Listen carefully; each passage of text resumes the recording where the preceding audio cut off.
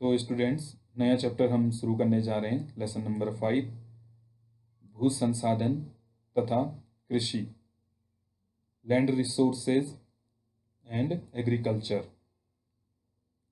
तो India people and economy book का ये 5th चैप्टर है। शुरू करते हैं। आपने अपने चारों ओर भूमि के कई उपयोग देखे होंगे। तो भूमि का यूज, जो लैंड यूज हम करते हैं, वो देखा होगा। पृथ्वी के कुछ भाग पर नदियां हैं, कुछ पर वृक्ष तथा कुछ पर सड़कें व इमारतें निर्मित हैं।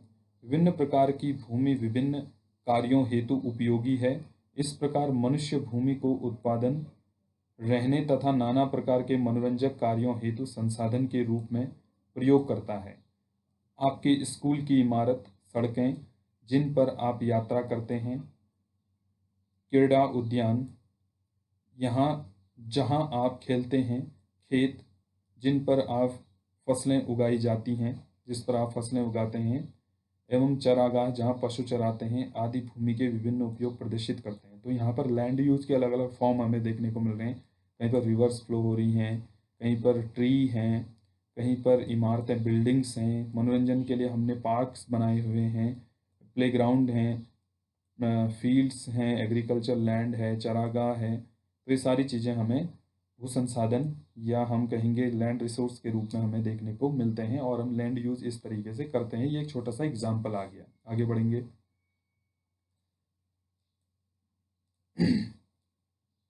भू उपयोग वर्गीकरण। तो लैंड यूज कैटेगरीज जो हम विभाजित करते हैं उसके बारे में हम पढ़ेंगे। भू राजस्व विभाग भू उपयोग संबंधी अभिलेख रखता है। तो जो स्टेट लैंड रेवेन्यू डिपार्टमेंट है या रेवेन्यू लैंड डिपार्टमेंट है, तो वो जो है भूमि उपयोग का वर्गीकरण रखता है। भू उपयोग संवर्गों का योग कुल प्रतिवेदन रिपोर्ट क्षेत्र के बराबर होता है। भौगोलिक क्षेत्र से भिन्न है। तो भौगोलिक क्षेत्र से भिन्न देखने को मिलता है। भारत की प्रशासनिक इकाइयों में भौगोलिक क्षेत्र की सही जानकारी देने का दायित्व भारतीय सर्वेक्षण विभाग, सर्वे ऑफ इंडिया, इसका हेडक्वार्टर आपको कमेंट सेक्शन में लिखना है। सर्वे ऑफ इंडिया का हेडक्वार्टर कहाँ है या इसका मुख्यालय कहाँ है, यह आपको कमेंट में लिखना है, इसका मुख्यालय। ठीक, चलिए। तो क्या आपने कभी भारतीय सर्वेक्षण विभाग द्वारा तैयार किए गए मानचित्रों का प्रयोग किया है? तो ज्योग्राफी वाले हैं तो आपने जरूर मानचित्रों का इनका प्रयोग किया होगा, जो भारतीय सर्वेक्षण विभाग द्वारा मानचित्र बनाए जाते हैं। तो आपके स्कूल में अमूमन मुख्यालय, अमूमन यहाँ पर देखने को मिलते हैं कि आपने उन मानचित्रों का प्रयोग किया होगा। वर्ल्ड का मैप, इंडिया का मैप, ये सभी सर्वे ऑफ इंडिया लिखा होता है। चलिए आगे बढ़ते हैं। भू राजस्व तथा सर्वेक्षण विभाग दोनों में मूलभूत अंतर यह है कि भू राजस्व द्वारा क्षेत्र पत्रों के अनुसार रिपोर्टिंग क्षेत्र पर आधारित है, जो कम या अधिक हो सकता है। कुल भौगोलिक क्षेत्र भारतीय सर्वेक्षण विभाग के क्षेत्रफल सर्वेक्षण पर आधारित है तथा यह स्थायी है। आप भू उपयोग वर्गीकरण के विषय में सामाजिक विज्ञान की पुस्तक कक्षा 10 में पढ़ चुके हैं। तो भू उपयोग के विषय में क्लास 10th में आप पढ़ चुके हैं, ऐसा इस बुक में लिखा हुआ है। आगे बढ़ते हैं। भू राजस्व अभिलेख द्वारा अपनाया गया भू उपयोग वर्गीकरण निम्न प्रकार है। तो जो लैंड यूज डिवीज़न है या कैटेगरीज है, वो भू राजस्व विभाग ने कैसे बांटा हुआ है वो हम देखेंगे, क्योंकि ये सरकारी संस्था है, ये गवर्नमेंट की संस्था होती है, और गवर्नमेंट ने किस तरीके से बांटा हुआ है वो सब चीज़ें हम इसमें देखेंगे। चलिए, पहला इसमें दिया है वनों के अधीन क्षेत्र, फॉरेस्ट।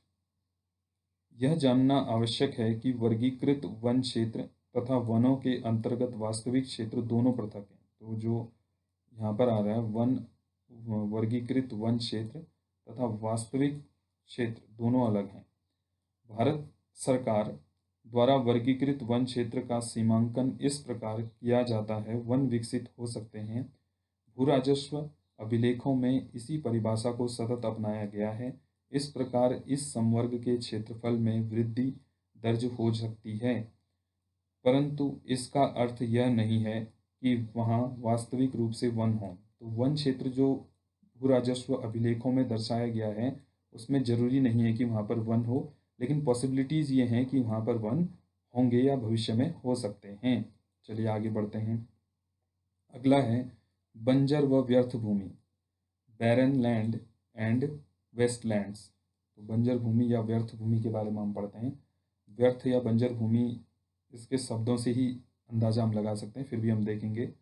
वह भूमि जो प्रचलित प्रौद्योगिकी की मदद से कृषि योग्य नहीं है, जो एग्रीकल्चर लैंड नहीं है उसके बारे में बात कर रहे हैं, नहीं बनाई जा सकती, जैसे बंजर पहाड़ी भूभाग, मरुस्थल, खड्ड आदि को कृषि अयोग्य व्यर्थ भूमि में वर्गीकृत किया गया।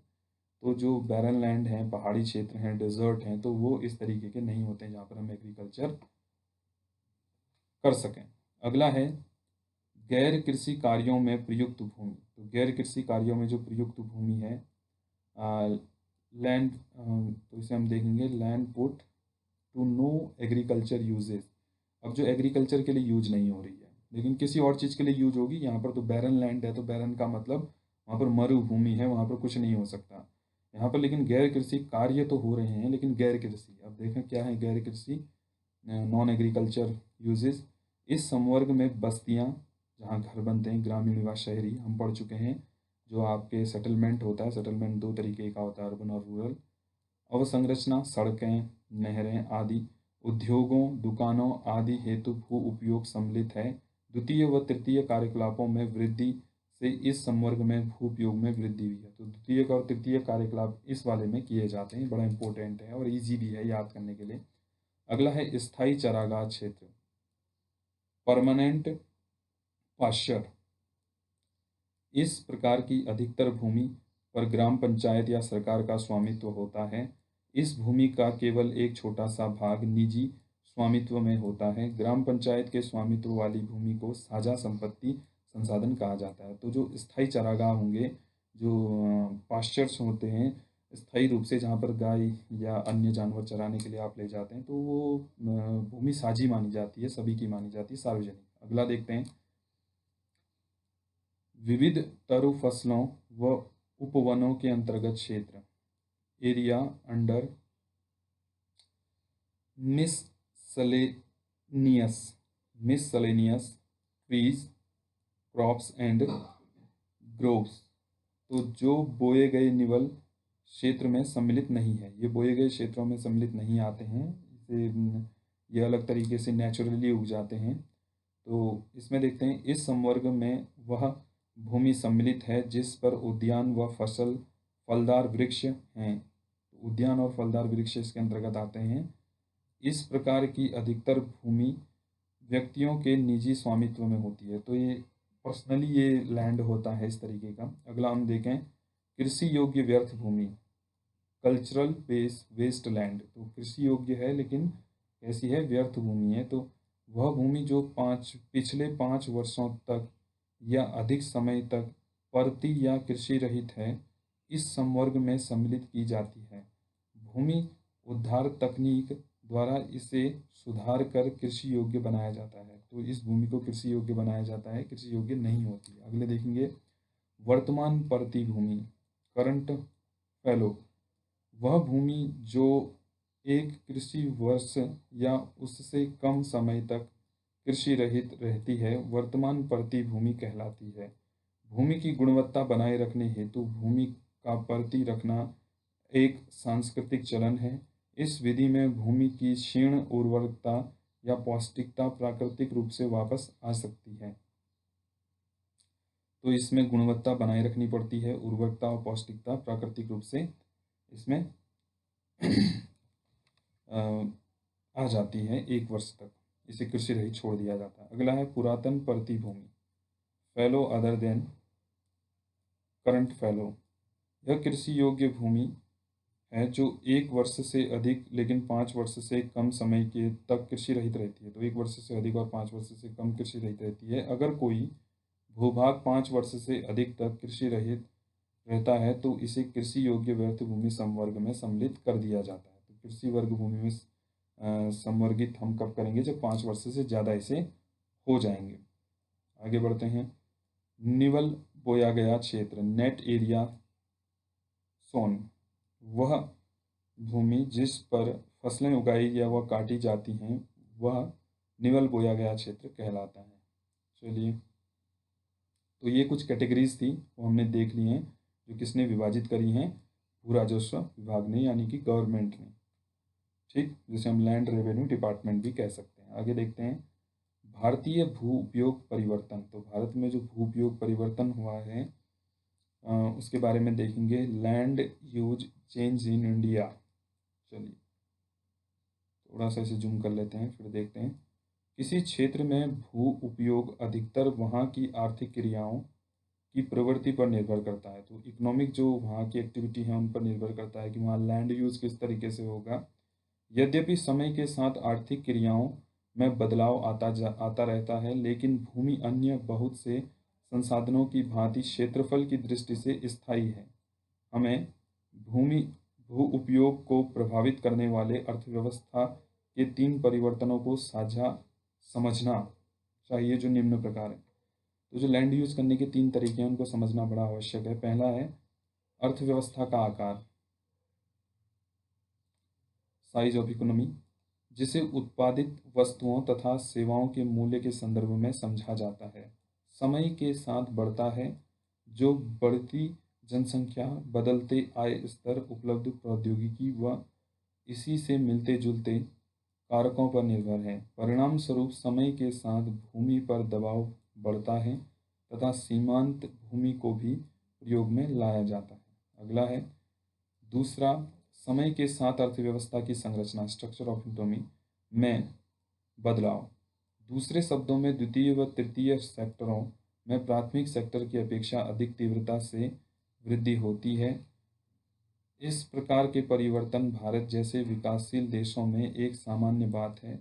इस प्रक्रिया में धीरे धीरे कृषि भूमि गैर कृषि संबंधी कार्यों में प्रयुक्त होती है। आप पाएंगे कि इस प्रकार के परिवर्तन शहरों के चारों तरफ अधिक तीव्र हैं, जहां कृषि भूमि को इमारतों के लिए उपयोग किया जाता है। तो कृषि भूमि को यहाँ पर इमारतों के लिए भी उपयोग किया जाता है।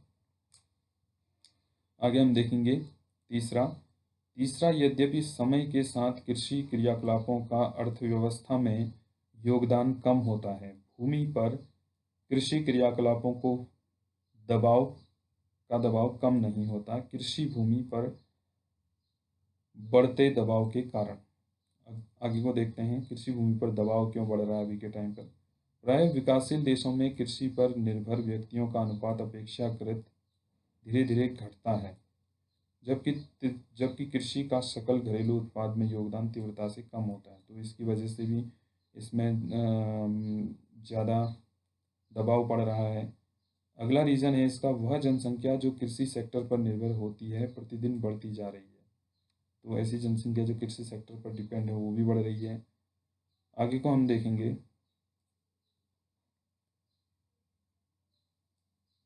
पिछले 4 या 5 दशकों में भारत की अर्थव्यवस्था में प्रमुख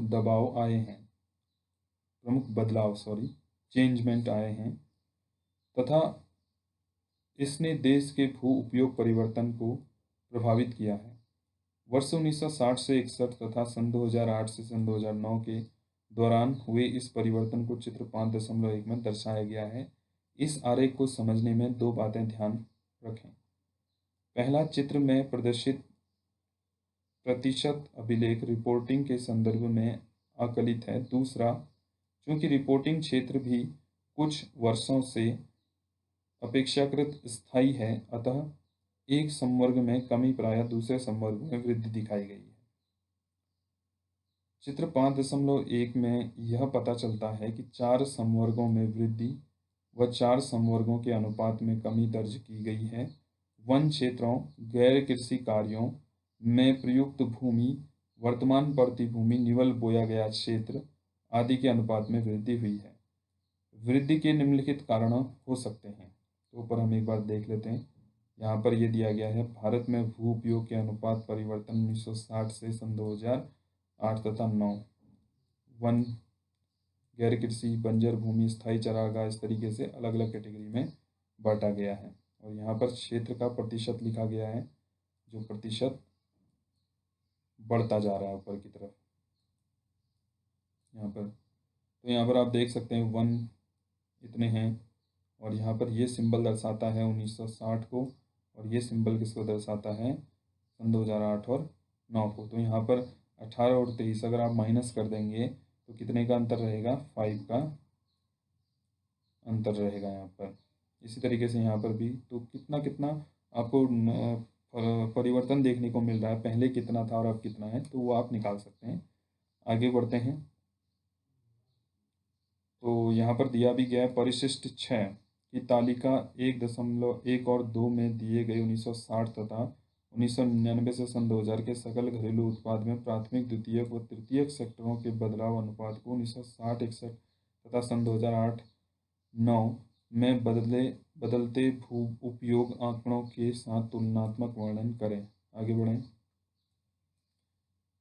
गैर कृषि कार्यों में प्रयुक्त क्षेत्र में वृद्धि दर अधिकतम है।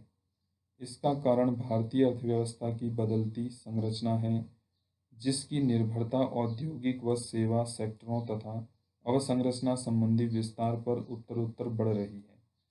इसके अतिरिक्त गांवों व शहरों में बस्तियों के अंतर्गत क्षेत्रफल में विस्तार में भी इसमें वृद्धि हुई है। अतः गैर कृषि कार्यों में प्रयुक्त भूमि का प्रसार कृषि योग्य परंतु व्यर्थ भूमि अथवा कृषि भूमि की हानि हुआ है। अगला पॉइंट देखते हैं। जैसा कि पहले वर्णन किया गया है, देश में वन क्षेत्र में वृद्धि सीमांकन के कारण हुई, न कि देश में वास्तविक वन आच्छादित क्षेत्र के कारण। चलिए आगे नेक्स्ट पॉइंट देखते हैं। वर्तमान प्रति भूमि में वृद्धि 2 कारणों से समझा जा सकता है। वर्तमान प्रति क्षेत्र में समयानुसार काफ़ी उतार चढ़ाव की प्रवृत्ति रही है, जो वर्षा की अनियमितता तथा फसल चक्र पर निर्भर है।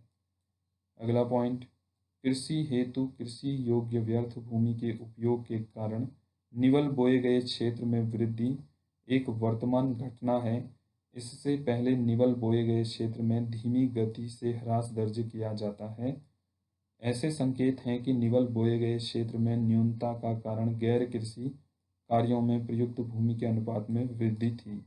अपने गांव तथा शहर में कृषि योग्य भूमि पर बढ़ते भवन निर्माण कार्यों विषय में लिखें। तो अभी के टाइम पे जो एग्रीकल्चर लैंड है वहाँ पर हम लोग बहुत बार देखते हैं कि इंफ्रास्ट्रक्चर बना दिया गया है, वहाँ पर कोई बिल्डिंग्स वगैरह होटल वगैरह बन गए हैं, तो ये सब चीज़ें बदलते रहती हैं।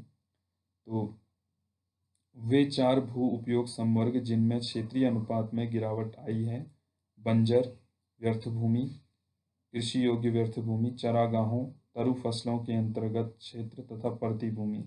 तो इनमें अभी के टाइम पे बहुत ज़्यादा परिवर्तन देखने को मिल रहे हैं, गिरावट आई है, क्योंकि इनका यूज हो चुका है। ऐसी भूमियों का, बंजर भूमि का यूज कर चुके हैं। व्यर्थ भूमि का, कृषि योग्य व्यर्थ भूमि और चरागाहों और फसलों के लिए जो भूमि हम उपयोग करते हैं, उन सब भूमियों में कमी आने लग गई है, क्योंकि उनका हम पर्पज किसी और तरीके से, कहीं पे हम फैक्ट्री लगा दे रहे हैं, कहीं पे हम बिल्डिंग्स बना दे रहे हैं, कॉलेज, किसी और तरीके का इंफ्रास्ट्रक्चर डेवलप कर रहे हैं। आगे बढ़ते हैं। इनके घटते क्रम की व्याख्या निम्न कारणों द्वारा की जा सकती है। अब इनके घटते क्रम क्या है? पहला है, समय के साथ जैसे जैसे कृषि तथा गैर कृषि कार्यों हेतु भूमि पर दबाव बढ़ा, वैसे वैसे व्यर्थ एवं कृषि योग्य व्यर्थ भूमि में समयानुसार कमी इसकी साक्षी है। अगला देखते हैं। चारागाह भूमि में कमी का कारण कृषि भूमि पर बढ़ता दबाव है। साझी चारागाहों पर गैर कानूनी तरीकों से कृषि विस्तार ही इसकी न्यूनता का मुख्य कारण है। क्रियाकलाप, कुछ काम करना है भाई। वास्तविक वृद्धि और वृद्धि दर में अंतर क्या है? वास्तविक वृद्धि और वृद्धि दर में अंतर क्या है? न्यूमेरिक है, आसानी से समझ में आ जाएगा। 1960 एवं 1961 एवं सन 2008 से सन 2009 के आंकड़ों के अनुसार भूमि उपयोग के सभी वर्गों की वास्तविक वृद्धि एवं वृद्धि दर के विषय में बताइए। विशिष्ट तालिका और एक परिणाम की विवेचना कीजिए। अध्यापक के लिए, गुरुजी के लिए भी आया हुआ कुछ।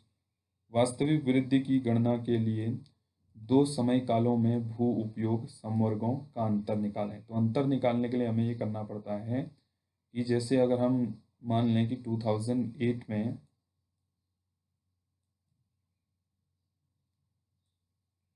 भूमि उपयोग जो था वो 50% था,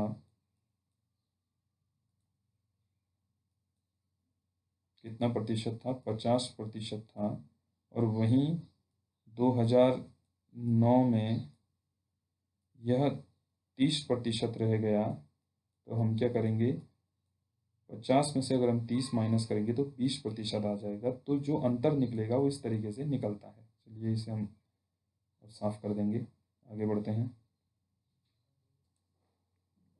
तो शुरू करते हैं अगला पॉइंट। वृद्धि दर की गणना हेतु सामान्य वृद्धि दर अर्थात दोनों वर्षों के आंकड़ों का अंतर निकालकर उसे आधार वर्ष यानी कि 1960 से 61, आधार वर्ष 1960 से 61 को मानेंगे के आंकड़ों से विभाजित करें। तो यहाँ पर भी निवल बोया गया क्षेत्र जो वर्तमान है और जो आधार वर्ष है, और आधार वर्ष से इसमें भाग देकर आप 100 से गुणा करके इसे निकाल लेंगे। अगला है साझा संपत्ति संसाधन, कॉमन प्रॉपर्टी रिसोर्स। साझा मतलब सार्वजनिक, सभी की। भूमि के स्वामित्व के आधार पर इसे मोटे तौर पर दो वर्गों में बांटा जाता है, निजी भूसंपत्ति तथा साझा भूसंपत्ति संसाधन। पहले वर्ग की भूमि पर व्यक्तियों का निजी स्वामित्व अथवा कुछ व्यक्तियों का सम्मिलित निजी स्वामित्व होता है। दूसरे वर्ग की भूमियां सामुदायिक उपयोग हेतु राज्यों के स्वामित्व में होती हैं। तो यहाँ पर दो तरीके की हमने साझा भूमि को भी दो वर्गों में बांटा है, निजी भूसंपत्ति और भूसंपत्ति को ही दो वर्गों में बांटा है, निजी और साझा। निजी मतलब पर्टिकुलरली, और ये है आपका कॉमन, सभी की, सार्वजनिक इसे हम कह सकते हैं। साझा संपत्ति संसाधन पशुओं के लिए चारा, घरेलू उपयोग हेतु ईंधन, लकड़ी तथा साथ ही अन्य वन उत्पादन जैसे फल, रेशे, गिरी, औषधीय पौधे आदि उपलब्ध कराती है। ग्रामीण क्षेत्रों में भूमिहीन छोटे कृषकों तथा अन्य आर्थिक रूप से कमजोर वर्ग के व्यक्तियों के जीवन यापन में इन भूमियों का विशेष महत्व है, क्योंकि इनमें से अधिकतर भूमिहीन होने के कारण पशुपालन में प्राप्त आजीविका पर निर्भर हैं। तो महिलाओं के लिए भी इन भूमियों का विशेष महत्व है, क्योंकि ग्रामीण इलाकों में चारा व ईंधन लकड़ी के एकत्रीकरण की जिम्मेदारी इन्हीं की होती है। इन भूमियों में कमी से इन्हें चारे तथा ईंधन की तलाश में दूर तक भटकना पड़ता है। साझा संपत्ति संसाधनों को सामुदायिक प्राकृतिक संसाधन भी कहा जाता है, जहां सभी सदस्यों को इसके उपयोग का अधिकार होता है। किसी विशेष के संपत्ति अधिकार न होकर सभी सदस्यों के कुछ विशेष कर्तव्य भी हैं।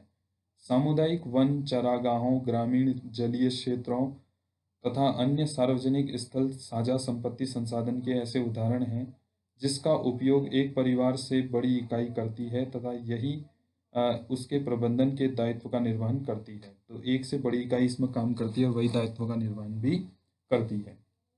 अगला पॉइंट है भारत में कृषि भू उपयोग। तो Bharat agriculture land use in India को हम देखेंगे कि भारत में कृषि भूमि का उपयोग किस किस तरीके से होता है। भू संसाधनों का महत्व उन लोगों के लिए अधिक है जिनकी आजीविका कृषि पर निर्भर है। द्वितीय, पहला पॉइंट देखते हैं, द्वितीय और तृतीय क्रियाकलाप आर्थिक क्रियाओं की अपेक्षा कृषि पूर्णतया भूमि पर आधारित है। अन्य शब्दों में कृषि उत्पादन में भूमि का योगदान अन्य सेक्टर में इसके योगदान से अधिक है। अतः ग्रामीण क्षेत्रों में भूमिहीन प्रत्यक्ष रूप से वहाँ की गरीबी से संबंधित हैं। तो भूमिहीन भी काफ़ी हद तक गरीबी से संबंधित होते हैं, और द्वितीय और तृतीय क्रियाकलापों में भूमि आधारित ये चीज़ें कम की जाती हैं। आगे देखते हैं, भूमि की गुणवत्ता कृषि उत्पादकता को प्रभावित करती है जो अन्य कारकों में नहीं है। अगला पॉइंट हम देखेंगे, ग्रामीण क्षेत्रों में भूस्वामित्व का आर्थिक मूल्य है, अतिरिक्त सामाजिक मूल्य भी है तथा प्राकृतिक आपदाओं या निजी विपत्ति में एक सुरक्षा की भांति है एवं समाज में प्रतिष्ठा बढ़ाता है। तो भूमि होना या कृषि करना भी अपने आप में एक अच्छा फैक्टर या भू स्वामित्व का होना आर्थिक मूल्य के अतिरिक्त सामाजिक मूल्य भी हमारे पास है। सोशली हमारी भी वैल्यू बढ़ जाती है। समस्त कृषि भूमि संसाधनों का अनुमान अर्थात समस्त कृषि योग्य भूमि, निवल बोया गया क्षेत्र तथा सभी प्रकार की परती भूमि और कृषि योग्य व्यर्थ भूमियों के योग से लगाया जा सकता है। तालिका 5.1 से यह निष्कर्ष निकलता है कि पिछले वर्षों में समस्त रिपोर्टिंग क्षेत्र से कृषि भूमि का प्रतिशत कम हुआ है। तो कृषि भूमि का प्रतिशत अभी के टाइम पे कम हो रहा है। कृषि योग्य व्यर्थ भूमि संवर्ग में कमी के बावजूद कृषि योग्य भूमि में कमी आई है।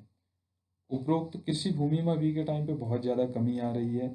उपरोक्त वर्णन से यह स्पष्ट है कि भारत में निवल बोए गए क्षेत्र में बढ़ोतरी की संभावनाएं सीमित हैं। अतः भूमि बचत प्रौद्योगिकी विकसित करना आज अत्यंत आवश्यक है। तो आगे को हम देखते हैं। समस्त कृषि योग्य भूमि की संरचना है जो भारत में, तो बंजर भूमि का प्रतिशत आप देख सकते हैं 1960 से 61 में, 2008 से 9 में, और समस्त कृषि योग्य भूमि ये आप देख सकते हैं। तो प्रतिशत के हिसाब से यहाँ पर पूरा बांटा गया है।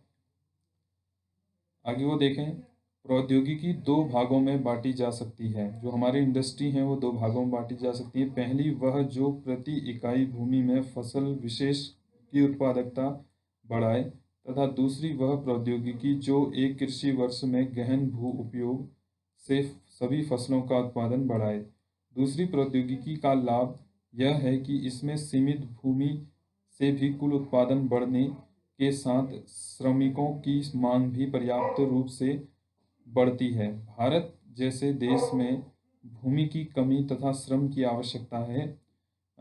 ऐसी स्थिति में सफल सघन थोड़ा सा इसे हम देखेंगे तो यहाँ पर हम देख लेते हैं। ऐसी स्थिति में सफल सघनता की आवश्यकता केवल भू उपयोग हेतु वांछित है, अपितु ग्रामीण क्षेत्रों में बेरोजगारी जैसी आर्थिक समस्या को भी कम करने के लिए आवश्यक है। तो फसल गहनता की गणना निम्नलिखित प्रकार से की जा सकती है। फसल गहनता निकालने के लिए सकल बोया गया क्षेत्र बट्टा निवल बोया गया क्षेत्र गुणा 100।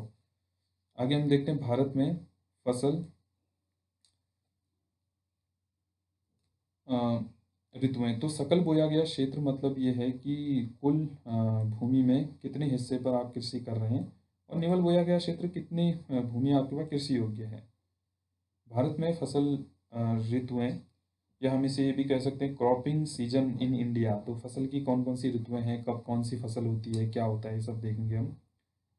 भारत देश के उत्तरी व आंतरिक भागों में तीन प्रमुख फसल ऋतुएं खरीफ, रबी व जायद के नाम से जानी जाती हैं। खरीफ की फसलें अधिकतर दक्षिण पश्चिमी मानसून के साथ बोई जाती हैं, जिसमें उष्णकटिबंधीय फसलें सम्मिलित हैं। तो मानसून के साथ जैसे चावल, कपास, जूट, ज्वार, बाजरा, अरहर आदि। रबी की फसल ऋतु अक्टूबर से नवंबर। तो ये आप याद रखिएगा, ये रबी की फसल कब से कब तक बोई जाती है। ठीक, यहाँ पर आप देख सकते हैं कि खरीफ की फसल कब से कब तक बोई जाती है, मानसून के टाइम पे। रबी की फसल ऋतु अक्टूबर नवंबर में शरद ऋतु से प्रारंभ होकर मार्च अप्रैल में समाप्त होती है। तो मार्च अप्रैल में क्या हो जाती है, समाप्त हो जाती है। इस समय कम तापमान शीतोष्ण तथा उपोष्ण कटिबंध फसलों गेहूं, चना, सरसों आदि फसलों की बुआई में सहायक है। जायद एक अल्पकालिक ग्रीष्मकालीन फसल ऋतु है जो रबी की कटाई के बाद प्रारंभ होती है। इस ऋतु में तरबूज, खीरा, ककड़ी, सब्जियां व चारे की फसलों की कृषि सिंचित भूमि पर की जाती है। यद्यपि इस प्रकार की पृथक फसल ऋतुएं देश के दक्षिणी भागों में नहीं पाई जाती। तो देश के दक्षिणी भागों में इस तरह की कृषि नहीं पाई जाती। यहाँ का अधिकतर तापमान वर्ष भर किसी भी उष्ण कटिबंधीय फसल की बुआई में सहायक है। इसके लिए पर्याप्त आर्द्रता उपलब्ध होनी चाहिए। इसीलिए देश के इस भाग में जहाँ भी पर्याप्त मात्रा में सिंचाई सुविधाएं उपलब्ध हैं, एक कृषि वर्ष में एक ही फसल 3 बार उगाई जा सकती है। कृषि के प्रकार अब हम देखेंगे। टाइप्स ऑफ फार्मिंग जो भारत में की जाती है, क्योंकि हम भारत लोक और अर्थव्यवस्था वाले चैप्टर पढ़ रहे हैं, तो यहाँ पर हमने रबी की फसल, खरीफ की फसल ये सब देखी है। यहाँ पर तालिका भी दी गई है भारतीय कृषि ऋतु, तो यहाँ पर कृषि देख सकते हैं, रबी की फसल जो जून से सितंबर तक, ये बड़ा इम्पोर्टेंट है। ये चार्ट बहुत ही इम्पोर्टेंट है, मोस्ट इम्पोर्टेंट। ये किसी भी प्रतियोगी परीक्षा में आपके आता ही है, और वैसे भी आपकी जो एकेडमिक परीक्षाएं हैं उसके लिए भी बड़ा इम्पोर्टेंट है। तो ये चार्ट आपको पूरी तरीके से याद कर लेना है। जैसे खरीफ की फसल जून से सितंबर, इसमें चावल है, कपास, बाजरा, मक्का, ज्वार, अरहर। और दक्षिण भारत में क्या बोए जाते हैं, क्योंकि इंडिया को दो हिस्सों में बांट दिया है यहाँ पर, नॉर्थ एंड साउथ, और उस हिसाब से रबी की फसल भी बता रहे हैं, अक्टूबर से मार्च। अक्टूबर में बोई जाती है, मार्च में काटी जाती है, जून में बोई जाती है, सितंबर में काटी जाती है, जायद भी अप्रैल में और जून में। इस तरीके से आप देख लें और इसे याद भी करें। कृषि के प्रकार, अगला है, आर्द्रता के प्रमुख उपलब्ध स्रोत के आधार पर कृषि को सिंचित कृषि तथा वर्षा निर्भर बारानी कृषि में वर्गीकृत किया जाता है। तो दो वर्गों में हमने भारत में कृषि को विभाजित कर दिया है, पहला और दूसरा। पहला क्या है, सिंचित, और दूसरा बारानी या वर्षा निर्भर। सिंचित कृषि में सिंचाई के उद्देश्य के आधार पर अंतर पाया जाता है, रक्षित सिंचाई कृषि तथा उत्पादक सिंचाई कृषि। अब ये भी दो हिस्सों में विभाजित होती हो गई है, पहली है रक्षित और दूसरी है उत्पादक। रक्षित सिंचाई का मुख्य उद्देश्य आर्द्रता की कमी के कारण फसलों को नष्ट होने से बचाना है, जिसका अभिप्राय यह है कि वर्षा के अतिरिक्त जल की कमी को सिंचाई द्वारा पूरा किया जाता है। इस प्रकार की सिंचाई का उद्देश्य अधिकतम क्षेत्र को पर्याप्त आर्द्रता उपलब्ध कराना है। उत्पादक सिंचाई का उद्देश्य फसलों को पर्याप्त मात्रा में पानी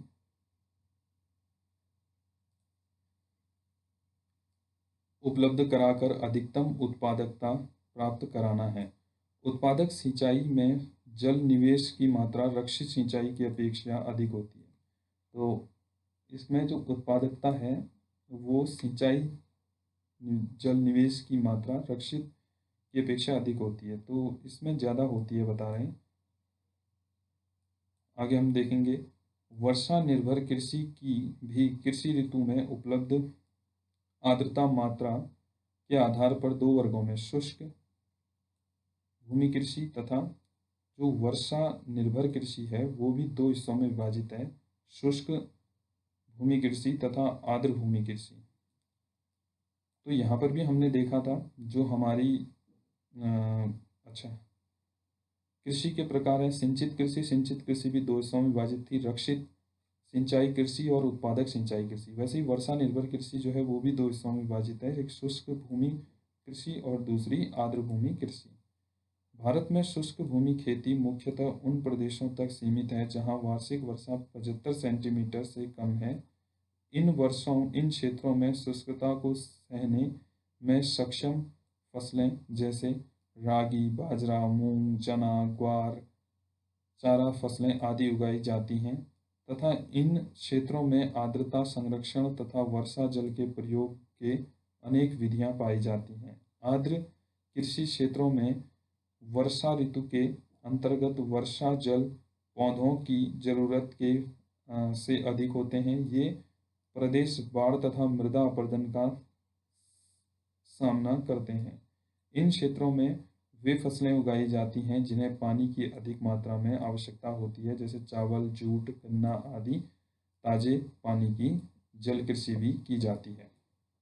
तो स्टूडेंट्स, ये जो चैप्टर आपका चल रहा है, इस चैप्टर में मेनली हम बात करते हैं आपके जो लैंड यूज़ हो रहा है, तो लैंड यूज़ के बारे में इसमें बात की गई है। चैप्टर का नाम ही है भू संसाधन तथा कृषि।